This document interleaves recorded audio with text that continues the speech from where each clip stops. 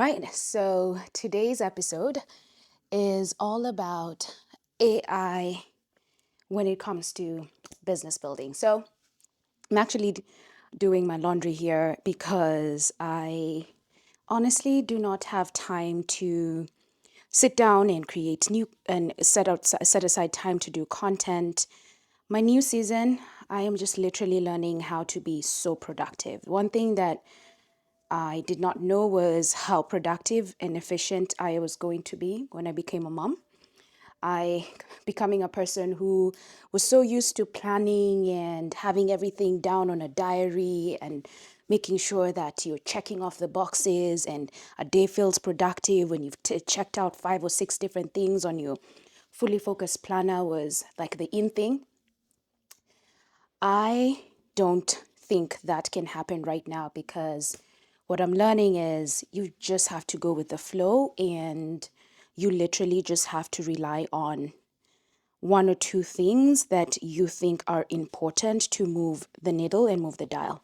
And it's interesting that I'm talking about this now because last year one of the books that I read is called The One Thing, and in The One Thing he basically has this question where I probably might butcher it, but I'll put it on the screen to show you what exactly the question in it is all about. But it's his question is, what's the one thing that needs to happen now that would make everything else unnecessary? So that's a question. And he says you use it for every area of every aspect in your life. And so for me today, it's I need to organize my clothes because tomorrow I am having my cleaners come over, and what we typically like to do is just make sure that the house is a bit more organized and so that it's easier for them to do their job.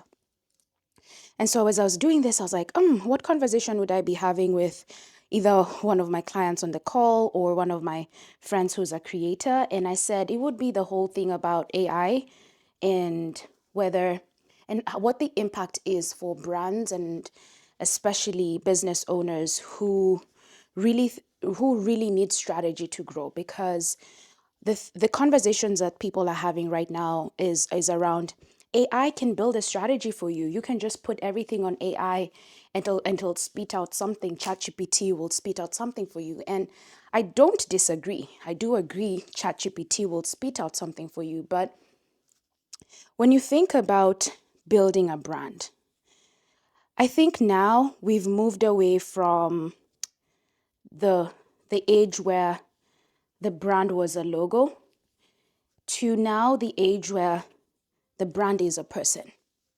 The upside of having technology and AI is that it makes our lives a lot more efficient. It makes things so much easier for us to do. But one thing that it does, it's that it strips away humanization. It strips away personalization. It strips away the soul and the essence of a human being. And that is what a brand is, right? Every brand has its own personality. It's the reason why we talk about brand archetypes, we talk about brand persona, we talk about if this brand was a thing or was a human being, what would it be, right? And so if if you think about a brand being that thing, it means that AI cannot replace a human being. AI can generate, but I don't think AI can personify, right? And the reason I'm saying that is mainly because I did an exercise for one of my friends. She's launching a journal for female founders. She wanted some review on her landing page that she was going to use for the Kickstarter campaign. And one thing that I quickly saw in the initial draft, I was like, there is something that is missing when it comes to the copy on this page. I was like, is this planner a tool or a companion? And many people may wonder, well, how am I able to see that? Is because the reason I'm able to see that is because I started off my career in branding in the consumer insights department. And what that means is when you're in the consumer insights department, you're basically paid to really be in the minds and the heart of a consumer. So in that during that time, I was working for CPG brand, and I was doing a lot of consumer insights for chips. So I did chips for women who wanted to be very healthy. I did chips for a baby snack in a baby category. And I would live in the houses of people. Like we used to do focus groups. We used to go to people's homes. We're asking them a lot of psychographic questions just to know what their lifestyle is and what their philosophy is. And it's a reason why, for me, when you talk to me, the first thing I will think about is the consumer. The first thing I will think about is who is buying this. And that is probably what has given me a competitive edge, because it's what has allowed me to really know that a brand needs to be personified. A brand is as unique as a human being. And, and which goes back to show that in as much as AI is here, in as much as AI can make you feel like you don't have a voice, you don't know what your product promise is, you don't that just doesn't matter anymore. Like that should be the like the last thing that you're worried about. And the thing you need to be more concerned about is, how do I connect with my people? Because what I do see happening is that we're going to require a lot from brands. Brands are going to have to up their customer experiences. Brands are going to have to up how they connect and engage with their customers ahead of time, and also their customers once they buy. Because with everything opening up, with the lack of trust being so prevalent in the product space and in the buying space, I need to feel like this brand is legit. I need to feel like this brand is just not here to take away my money. And one brand that I think has done this so well, and I'm just going to give them kudos and a shout out to them, because it's a luxury, it's a luxury diaper brand. It's the one brand that my daughter has been able to use and has just worked like magic. I have tried so many diaper brands. I have tried so many. I think I've tried almost everything that's on the shelf, and this diaper brand, Healthy Baby. Oh, this is not sponsored, by the way. Healthy Baby is just incredible. The diapers seem to be working so well for my baby. We've used them for 4 months now. We are on the auto subscription, and besides the product, they just have a fantastic customer journey. I remember signing up for them. Signing up for them on their website. So basically, how I got to know this brand was because initially I was using Kudos. So I'm all about I'm the organic mom. I'm just gonna say that. I was using Kudos, and I absolutely loved the Kudos brand, but it didn't work on my baby, because I noticed she would get some blisters and some red the word is right at the tip of my tongue. Anyway, she was getting some red blisters, and I decided to look up a product within that same line that has the same product ingredients, that has the same claims. And I found this on Reddit. And a mom had said, I used to use Kudos and I was experiencing the red blisters. So it's the red blisters. I was experiencing the red blisters as well. And I tried Healthy Baby and it worked for me. So I found it in a mom community. So I decided to go to Target and try it. So I bought the sample pack, and it was phenomenal. So I used it for about 2 months before I decided to sign on to their subscription. When I signed on to their subscription, I opted in to the website opt-in page, and right after I got a text message from the founder, I got a welcome message, and the welcome series were so human. I felt like I was having a conversation with this mom, because it's like she was talking to me like, you've tried all the brands, and this, I'm hoping this is your final destination. And I was impressed at how everything was so in sync. And even the text message marketing isn't just the plain text message marketing. You could literally go back and forth on text and ask the questions that you need, because I needed to confirm a few things on how to opt into the subscription. And I was like, oh my God, this is amazing. So that was my first interaction. Then I became a customer. I got one subscription, and then I noticed that the what I was getting at Target is very different from what I was getting on the website. And so I emailed customer support. Let me tell you, my friend, within 5 minutes, I had an email response from a human being. It literally, the lady was called Kendall. She responded to me, and I was like, this is amazing. I remember telling my friend, this is why I buy from small brands, because I feel like I'm talking to a human being. I feel like this person sees me. And she responded and she told me, it looks like you got the new iteration from Target. We're going to be relaunching this onto our website very soon, and you will be the first to know when this launches. And I was like, this is amazing. I had a back and forth with her, and eventually she was like, you know what? I respect that you are going to wait for this before you are re-opting into the subscription. But in the meantime, let me know if there's anything else to do. But I've earmarked you, and I will send you an email when we launch the new iteration from our website. And it got me thinking, okay, this is the reason why I am going to stay with this brand.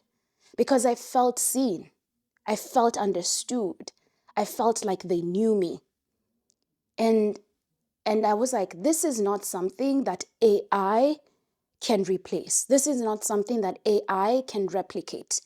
I don't even know why I'm sharing this, and I don't even know where this is going to go, but I just wanted to have this conversation with somebody who's thinking about this, because I don't want you to lose yourself in the noise. I don't want you to fall into the trap of AI can do this. I really don't. I really want you to feel like you have a voice and that your voice matters.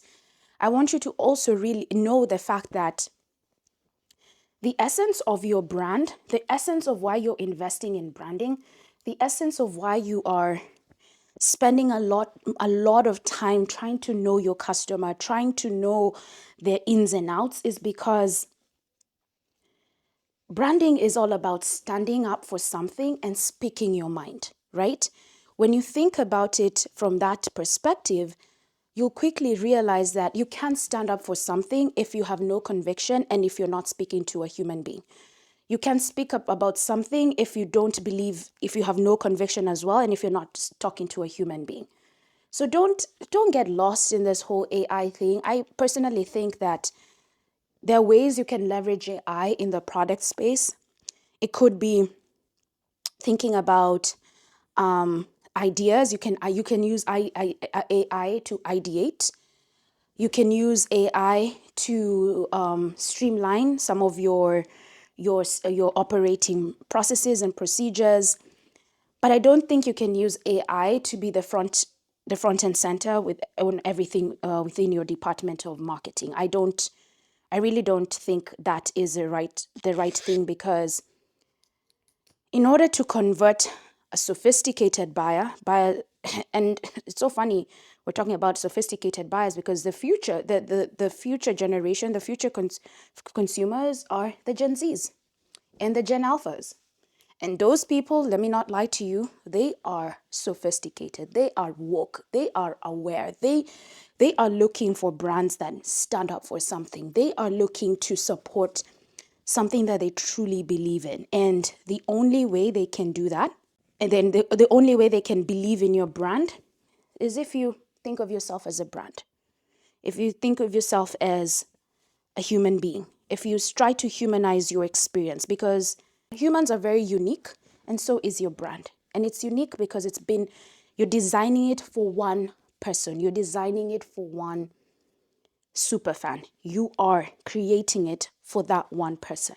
Not sure where this is going, but I just wanted to have that conversation and record this because it's a big topic. It is a big topic, and I think that it needs to be discussed. You can also use, I'm going to come back and talk about other ways you can use AI.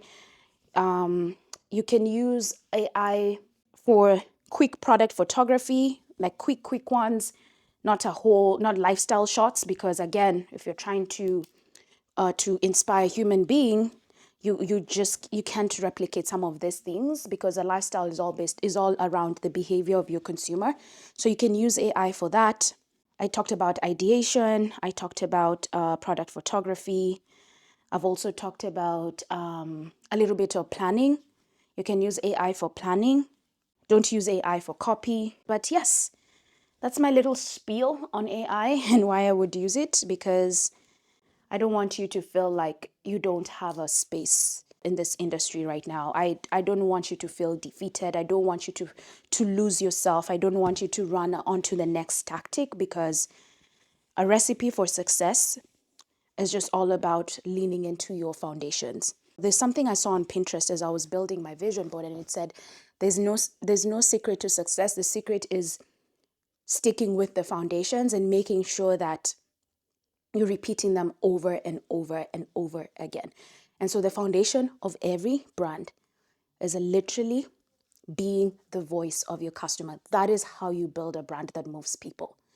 Thinking about your customer, thinking about their lifestyle, thinking about their behaviors, thinking about their philosophy, thinking about them over and over again, and making sure you're speaking about that. You're standing up for them.